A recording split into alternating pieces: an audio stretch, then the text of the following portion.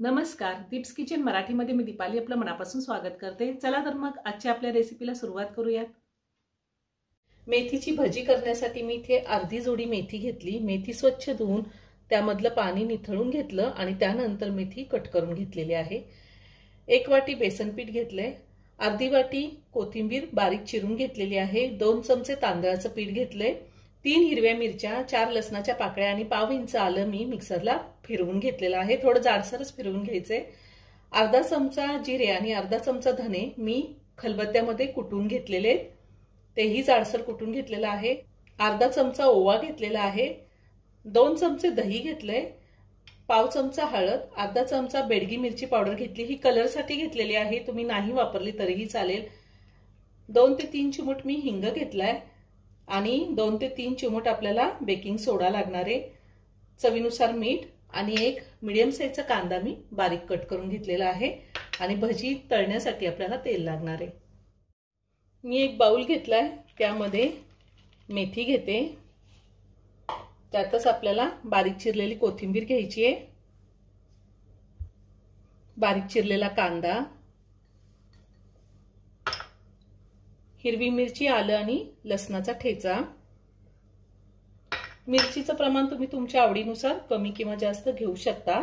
धने जिरे मी कुटून घेतलेले आहेत, तुम्हाला जर धने जिरे कुटून नसतील घ्यायचे तर 1 चमचा धना जिरा पावडर वापरली तरीही चालेल आणि अर्धा चमचा ओवा घेतलाय, ओवा मी हातावर थोडा चोळून घातलाय,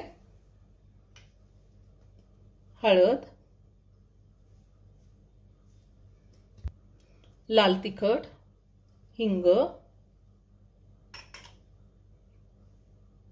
चवीनुसार मीठ लागणार आहे आपल्याला,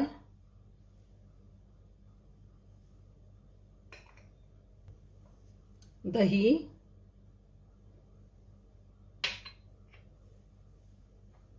तांदळाचं पीठ आणि बेसन पीठ। मी आधी अर्धच बेसन पीठ घालते आणि त्यानंतर राहिलेलं घालेल।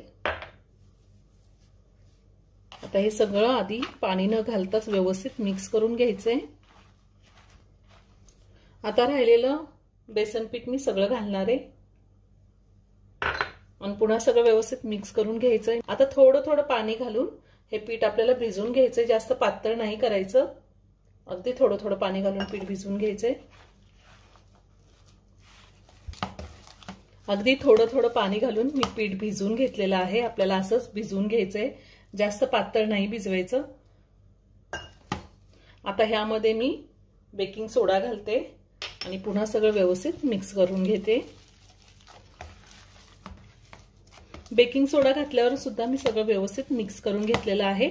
आता आपण भजी करून घेऊया। मी गॅसवर कढई ठेवली, कढईमध्ये तेल गरम करायला ठेवलेले, तेल गरम झाले, तेलामध्ये मी भजी सोडते।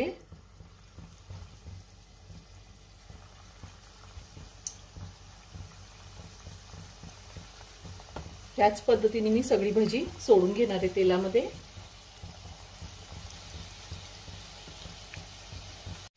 तेल आधी व्यवस्थित तापवून घ्यायचंय आणि त्यानंतर गॅसची फ्लेम मी मीडियमवर ठेवलेली आहे।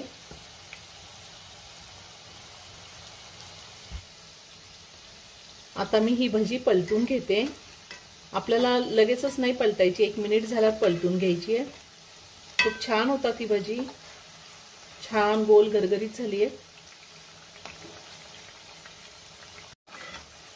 भजी तळून तयार झालेली आहे, छान गोल्डन ब्राऊन रंग आलाय। आता मी ती काढून घेते। खूप छान झाली भजी। गरमागरम मेथीची भजी तयार करून झालेली आहे, खूप छान झाली। एक भजी दाखवते मी तुम्हाला, खूप सुंदर झाली आहे, तुम्ही नक्की करून पहा। व्हिडिओ जर आवडला तर व्हिडिओला लाईक आणि शेअर करायला विसरू नका। रेसिपी आवडली असेल तर कमेंट करून नक्की कळवा। पुन्हा भेटूया अशाच एका छानशा साध्या आणि सोप्या रेसिपी बरोबर। धन्यवाद।